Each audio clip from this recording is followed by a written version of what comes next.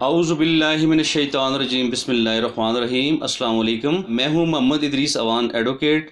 میرا تعلق ایبٹ آباد شہر سے ہے، اور آج بات کرنا چاہوں گا میں کہ ماں کا دودھ بچے کے لیے کتنا ضروری ہے اور اس کی مدت کیا ہے، جو اس کی مدت قرآن حکیم میں بتائی گئی ہے۔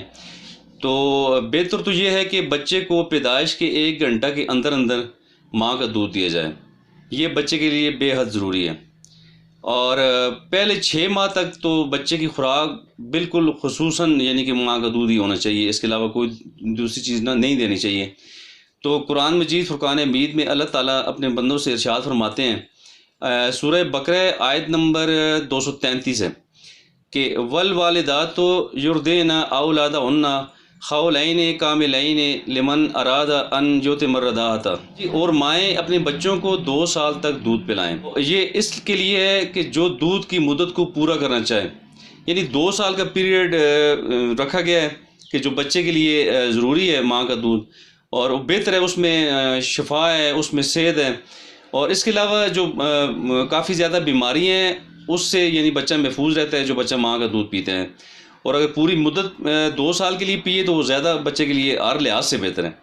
تو اس میں ماں کے دودھ کی وجہ سے بچے کا مدافعتی نظام جو ہے اس کی باڈی میں وہ انتہائی مضبوط ہوتا ہے، اور اس سے بچہ فیوچر میں یعنی کہ آئندہ کے لیے یعنی پوری عمر وہ ذیابیطس کی بیماری یعنی شوگر وغیرہ اور اس کے علاوہ موٹاپے وغیرہ کا شکار نہیں ہوتا۔ تو دیگر کئی بیماریاں ہیں جن سے بچہ محفوظ رہتا ہے۔ اس کے علاوہ بچپن میں جب وہ بچہ چھوٹا ہوتا ہے تو جب ماں کا دودھ صحیح طرح پی رہا ہوتا ہے تو وہ اسال کی بیماری ہو یا نمونیا کی بیماری ہو یا دیگر اس طرح کی کئی بیماریاں جو بچوں کی، وہ ان سب بیماریوں سے وہ محفوظ رہتا ہے، اس کی قوت مدافعت اس کی باڈی میں بہت زیادہ ہو جاتی ہے۔